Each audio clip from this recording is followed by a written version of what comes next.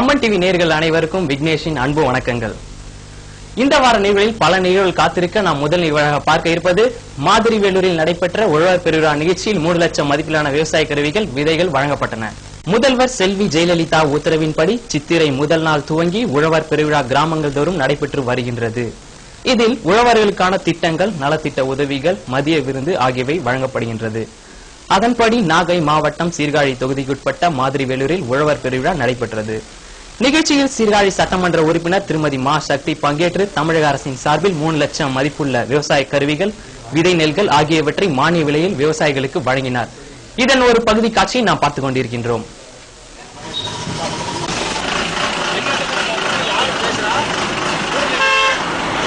இந்த வார நிகழ்வில் நாம் இரண்டாவதாக பார்க்க இருப்பது கோடையை பயனுள்ள வகையில் கழிக்கும் வகையில் மயிலாடுதுறை அடுத்த கஞ்சா நகரத்தில் பொம்மை விமானங்களை தயாரித்து பறக்கவிடும் சிறுவர் சிறுமிகள். பள்ளிகளுக்கு விடுமுறை அளிக்கப்பட்ட நிலையில் கோடை விடுமுறையை பயனுள்ள வகையில் கழிக்கும் நோக்கில் நாகை மாவட்டம் மயிலாடுதுறை அடுத்த கஞ்சா நகரத்தில் பொம்மை விமானங்கள் தயாரித்து அதனை பறக்கவிடும் பயிற்சியில் சிறுவர் சிறுமிகள் ஈடுபட்டுள்ளனர். முதலில் அட்டையில் விமானம் தயாரிக்கும் தொழில்நுட்பங்கள் குறித்து வல்லுநர்கள் விளக்குகின்றனர்.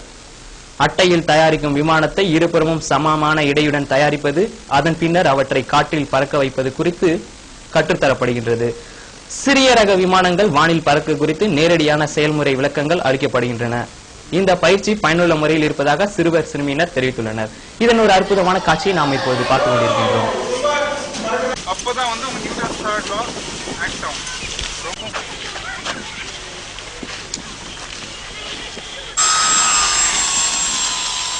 சிறிய ரக விமானங்கள் வானில் புறப்பதை குறித்து நேரடியான செயல்முறை விளக்கம் அளிக்கப்படுகின்றன. இந்த சிறிய ரக விமானம் ஓடும் காட்சியை நாம் இப்போது பார்த்துக் கொண்டிருக்கின்றோம்.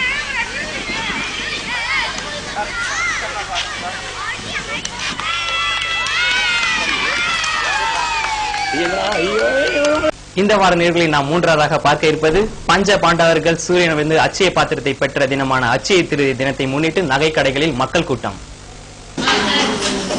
மாதத்தில் வரும் திருதியை தினத்தில் பஞ்ச பாண்டவர்கள் சூரிய பகவானை வழிபட்டு அல்ல குறையாத அச்சய பாத்திரத்தை பெற்றதாக புராணம் கூறுகின்றன.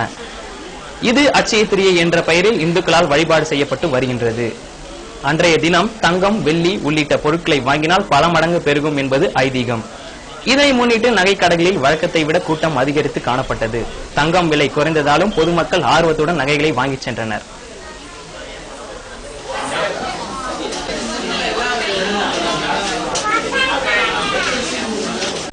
இந்த வார நிகழ்வில் நாம் நான்காவதாக பார்க்க இருப்பது நாகை மாவட்டத்தில் கூட்டுறவு சங்கங்களுக்கான தேர்தல் வெற்றி பெற்ற இயக்குநர்கள் மற்றும் தலைவர்கள் பொறுப்பேற்றுக் கொண்டனர். தொடக்க வேளாண் கூட்டுறவு சங்கம், பணியாளர் கூட்டுறவு சங்கம், நகர கூட்டுறவு சங்கம், பால்வளச் சங்கம், மீன்வளச் சங்கம், ஆசிரியர்கள் கடன் சிக்கனம் சங்கம் உள்ளிட்ட சுமார் 430 சங்கங்களுக்கு நாகை மாவட்டத்தில் 4 கட்டங்களாக தேர்தல் நடைபெற்றன. இதில் தேர்வு செய்யப்பட்ட தலைவர்கள், இயக்குநர்கள் முறைப்படி பொறுப்பேற்றுக் கொண்டனர். அவர்களுக்கு கூட்டுறவு சங்க தனி அலுவலர்கள் பதவி பிரமாணம் செய்து வைத்தனர்.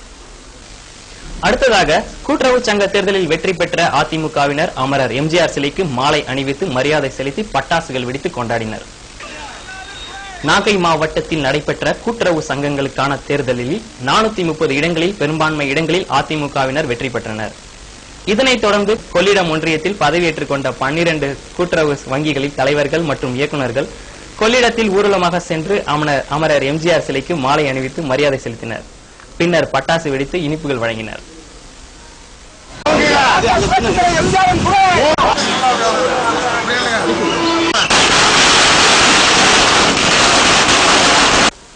இந்த வார நிகழ்வை நாம் ஆறாவதாக பார்க்க இருப்பது திருவலங்காடு மகா மாரியம்மன் ஆலய தீமிதி திருவிழாவில் விரதம் இருந்த ஏராளமான பக்தர்கள் தீமிதித்து நேர்த்திக்கடன் செலுத்தினர்.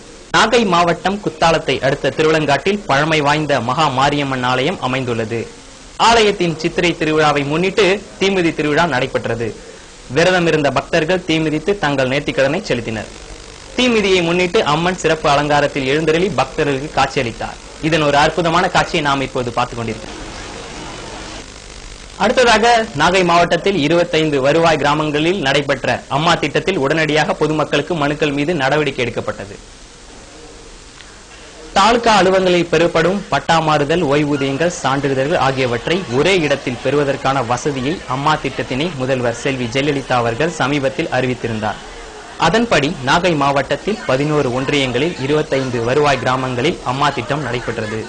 இதில் பொதுமக்களிடமிருந்து மனுக்கள் பெறப்பட்டு உடனடியாக நடவடிக்கை எடுக்கப்பட்டு பட்டா மாறுதல்கள், முதியோர் ஓய்வூதியங்கள், வருமான சான்று, உடல் ஊனமுற்றோருக்கான உதவித்தொகை, ரேஷன் கார்டுகள் புதுப்பித்தல் உள்ளிட்டவை உடனடியாக பொதுமக்களுக்கு வழங்குவதற்கான உத்தரவுகள் அளிக்கப்பட்டது. மயிலாடுதுறையை அடுத்த மாப்படுகை என்ற கிராமத்தில் அம்மா திட்டத்தினை ஒன்றிய பெருந்தலைவர் ப. சந்தோஷ்குமார் துவங்கி வைத்தார். நிகழ்ச்சியில் தாசில்தார் மற்றும் அதிகாரிகள் பங்கேற்றனர். இந்த வார நிகழ்வில் அடுத்ததாக மயிலாடுதுறை திருவாரூர் இடையான பயணிகள் ரயில் காலை முதல் இயக்கம். கடந்த 2012ஆம் ஆண்டு ரயில்வே பட்ஜெட்டில் விழுப்புரம், மயிலாடுதுறை, திருவாரூர் இடையே பயணிகள் ரயில் இரு மார்க்கத்திலும் இயக்கப்படும் என்று அறிவிக்கப்பட்டிருந்தது. ஆனால் ரயில் பெட்டிகள் இல்லை என்று காரணம் கூறி ரயிலை இயக்க தெற்கு ரயில்வே தாமதம் செய்து வந்தது. இதனைத் தொடர்ந்து மயிலாடுதுறை சார்ந்த வழக்கறிஞர் ராஜேந்திரன் என்பவர் இது குறித்து பொதுநல வழக்கு ஒன்றை உயர்நீதிமன்றத்தில் தாக்கல் செய்தார். அதனை விசாரணைக்கு ஏற்றுக்கொண்ட உயர்நீதிமன்றம் பதில் அளிக்குமாறு தெற்கு ரயில்வேக்கு உத்தரவிட்டது. இதனைத் தொடர்ந்து விழுப்புரம், மயிலாடுதுறை இடையே கடந்த மார்ச் மாதம் முதல் பயணிகள் ரயில் இயக்கப்பட்டது.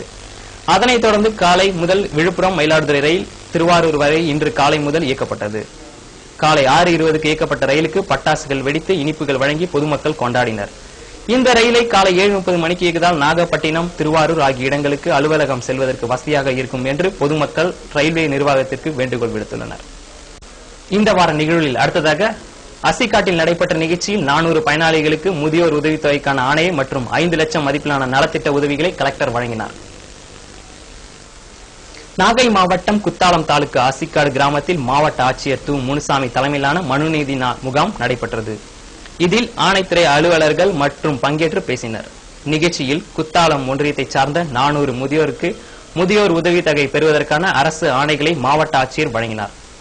புதுவாழ்வு திட்டத்தின் கீழ் மகளிர் சுயதொழிலுக்கு 3 லட்சம் ரூபாய் சுழல் நிதி, வேளாண் துறை சார்பில் வேளாண் கருவிகள் உள்ளிட்ட 5 லட்சம் ரூபாய் மதிப்பிலான நலத்திட்ட உதவிகளையும் அரசு சார்பில் மாவட்ட ஆட்சியர் வழங்கினார்.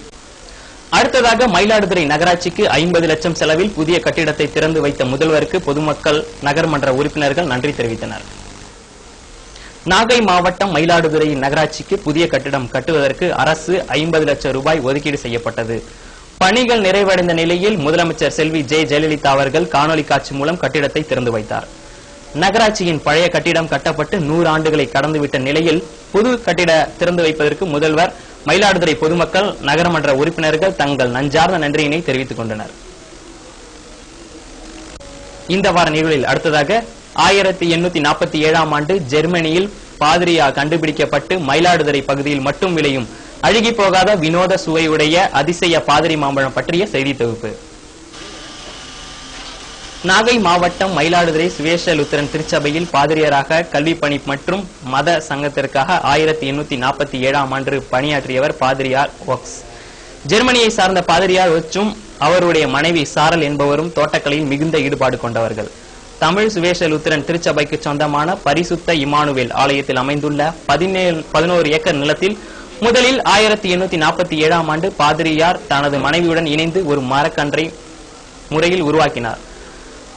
மாம்பழங்களில் மல்கோவா, அல்போன்சா, ருமானியா என்று பல்வேறு இனங்கள் உள்ளன. இருந்தாலும் மற்ற மரங்களில் இல்லாத வகையில் சுவையும் மனமும் பாதிரி மாம்பழத்திற்கு மிகவும் அதிகமாகும். மற்ற மாம்பழங்கள் காய் பருவத்தில் ஒரு வகையான புளிப்பு சுவையும், செங்காயில் ஒரு விதமான புளிப்பு கலந்த இனிப்பு சுவையும், பழத்தில் இனிப்பு சுவையும் இருக்கும். ஆனால் பாதிரி மாம்பழம் காய் மற்றும் செங்காய் பருவத்தில் வாயில் வைக்க முடியாத அளவில் அதிபயங்கர புளிப்பு சுவையும், பழமான பின் அதிசயமான இனிப்பு சுவையும் காணப்படும். அது மட்டுமின்றி பாதிரி மாம்பழத்திற்கு என்று தனி மனமும் அதன் சுவையும் அதிகரிக்கும் ஒரு காரணமாகும். இந்த வார நிகழ்வை நாம் இறுதியாக பார்க்க இருப்பது சீர்காழி தொகுதிக்குட்பட்ட எடக்குடியில் 886 பயனாளிகளுக்கு விலையில்லா மிக்சி, ஃபேன், கிரைண்டர்களை சட்டமன்ற உறுப்பினர் திருமதி மா சக்தி வழங்கினார். முதல்வரின் உத்தரவு ஆணைக்கிணங்க நாகை மாவட்டம் சீர்காழி தொகுதிக்குட்பட்ட எடக்குடி கிராமத்தில் விலையில்லா மிக்சி, ஃபேன், கிரைண்டர் வழங்கும் நிகழ்ச்சி நடைபெற்றது. நிகழ்ச்சியில் சீர்காழி சட்டமன்ற உறுப்பினர் திருமதி மா சக்தி அவர்கள் பயனாளிகளுக்கு விலையில்லா மிக்சி, ஃபேன், கிரைண்டர்களை வழங்கினார். இதன் ஒரு காட்சியை நாம் இப்பொழுது பார்த்துக் கொண்டிருக்கின்றோம்.